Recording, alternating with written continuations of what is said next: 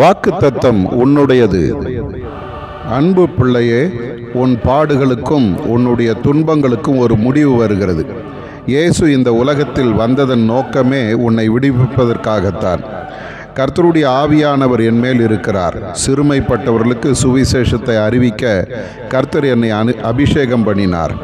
இருதயம் நொறுங்குண்டவர்களுக்கு காயங்கட்டுதலையும், சிறைப்பட்டவர்களுக்கு விடுதலையையும், கட்டுண்டவர்களுக்கு கட்டவிழ்த்தலையும் கூறவும், கர்த்தருடைய அனுக்கிரக வருஷத்தையும் நம்முடைய தேவ நீதியை சரிகட்டும் நாளையும் கூறவும், துயரப்பட்ட அனைவருக்கும் ஆறுதல் செய்யவும், சியோனில் துயரப்பட்டவர்களை சீர்படுத்தவும், அவர்களுக்கு சாம்பலுக்கு பதிலாக சிங்காரத்தையும், துயரத்துக்கு பதிலாக ஆனந்த தைலத்தையும், ஒடுங்கின ஆவிக்கு பதிலாக துதியின் உடையையும் கொடுக்கவும் அவர் என்னை அனுப்பினார் என்று இயேசு அறிக்கை செய்தார்.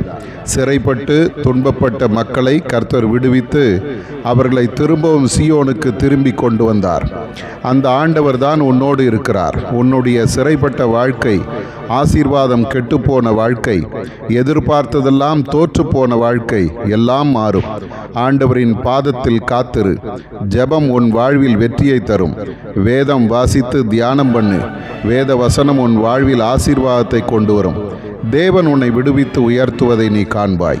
பாழான வாழ்வை திரும்ப கட்டுகிறார். அழிந்து போன உன் நம்பிக்கை திரும்ப துளிர்விடப் போகிறது.